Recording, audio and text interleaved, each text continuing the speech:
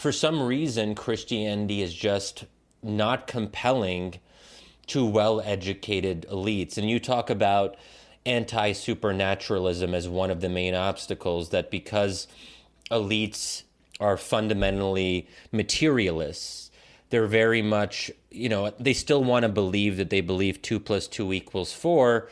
And this is not your argument, but I would myself take it a couple steps further and say that, when you have something like the Christian creed, which is meant to be mysterious, it's not meant to be fundamentally rational. And I am trying to develop this argument more, and I haven't done like my full essay on it, but I think that one thing that Islam, I would argue, generally has going for it is that it's a religion that engineers and doctors and professionals can get into pretty easily, because it self presents as a 2 + 2 = 4 religion. And in that sense, it sort of even sometimes ostentatiously rationalist, at least in some of its Yep. forms. Where I think Christianity doesn't even try to be rationalist. It tries to maintain a sense of mystery and otherworldliness. And even when my Christian friends talk about Christ, they never talk about Christ as a rationalist. Where I think, Prophet Muhammad was a state builder, so in some sense, he had to be very much in this world, of this world, in addition to his spiritual claims or spiritual ambitions. I'm curious, like, so if that is in fact, if you buy some of that argument, what can one really do about it? If Christianity is supernatural and it's very hard for moderns to be supernatural or to believe in supernatural ideas. Yeah. So let me. This is it's a lot. There's a lot here. So working backwards, right? So I think the Christian rejoinder to your Muslim take, right, is that Christianity is not anti-rational, but that Christianity is an attempt to sort of fuse Greek rationalism with, sort of biblical mystery, if you will, right? And so Hmm. the Christian claim, contra the, I think, acknowledged reasonability of Islamic monotheism, is that to actually get closer to the reality of the reality of God and the universe, you have to have reason that goes a certain number of steps and then acknowledge a mystery beyond it. So it's not sort of pure fideism where you're saying, it's all mystery, it's all miracles and supernatural. You're saying, no, the universe is rational and comprehensible. We can use our minds to understand it. Western science has Christian roots and so on, all of these things.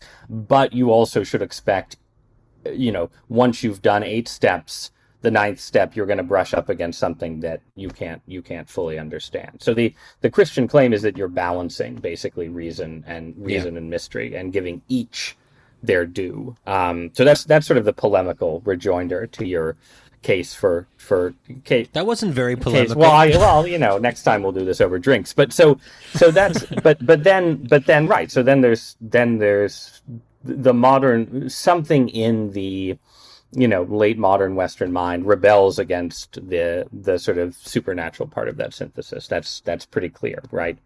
And the question that to me is a little puzzling is, why hasn't that led to, let's say, a sort of robust deist or pantheist or Unitarian form of religion among the West's elites? Which I think, there's sort of certainly Protestant institutions in the United States that have historically moved in that direction, right? Thomas Jefferson famously predicted that everyone would be Unitarian in 50 years. You have these tendencies in the American tradition, certainly. This sort of the place where sort of pantheism, right, that God is something you encounter through the universe, and deism, where God is sort of the rational supervisor of the universe who doesn't do anything as disreputable as miracles. That synthesis seems to be where elite religion should have ended up, instead of in this sort of not terribly coherent secularism. And I don't have a complete answer as to why that is. Like, you could say, well, there isn't, people want mystery, and they want the supernatural from religion, right? And that deism doesn't deliver enough of it. and maybe that's right, but like if you walk around Yale Law School, nobody's getting any supernaturalism from their secularism, and they seem, it seems like, yeah, it seems like the faculty of Yale Law should be deists or pantheists going to Unitarian Yeah. churches, and they aren't, and it's a good question why not.